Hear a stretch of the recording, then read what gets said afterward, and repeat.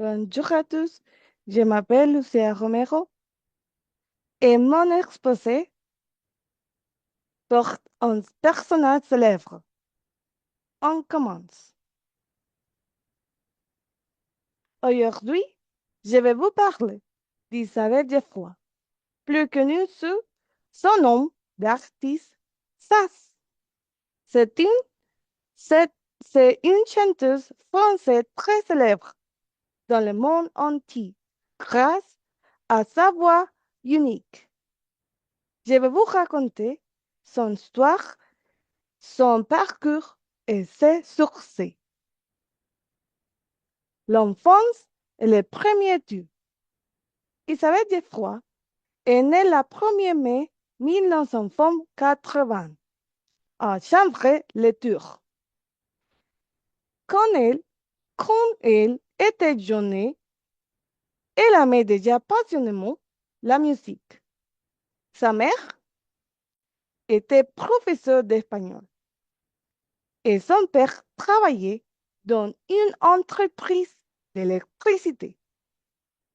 À l'âge de 5 ans, elle a commencé à étudier au conservatoire de Tours. Elle étudiait le violon, le piano et le chant choral. Avant d'entrer au conservatoire, elle avait déjà développé un grand amour pour le rythme.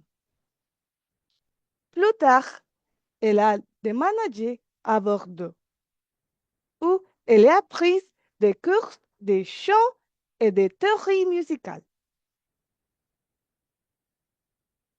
Ses débuts dans la rue. Avant d'être très connue, Sass a eu une vie très intéressante. Elle a chanté dans plusieurs groupes, du blues, du rock et elle-même de la musique basque. En 2006, elle est arrivée à Paris. À cette époque, elle n'avait pas beaucoup d'argent, mais elle avait une immense énergie. Elle chantait dans la rue de Montmartre avec ses amis musiciens.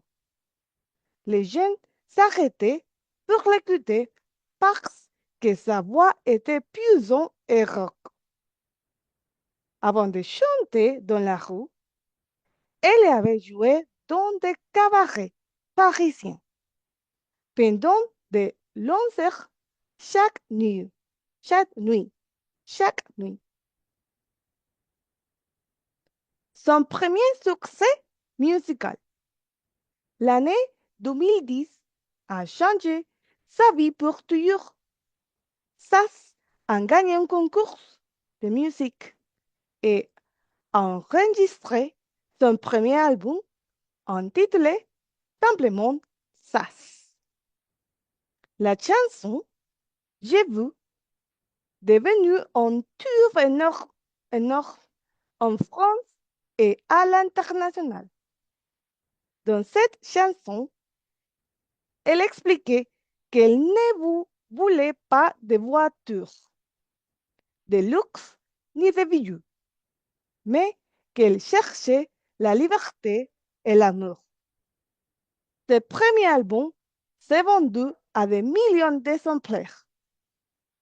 Avant ce succès soudain, personne ne l'avait imaginé aux zones de classement musicaux. Rapidement, elle a commencé à faire des tournées en Europe.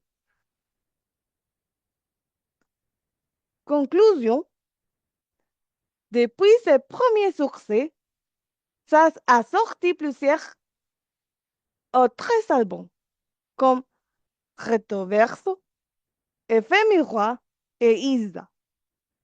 Elle a collaboré avec de grands artistes, comme Charlotte Aznavour, qui l'avait admiré de ses débuts.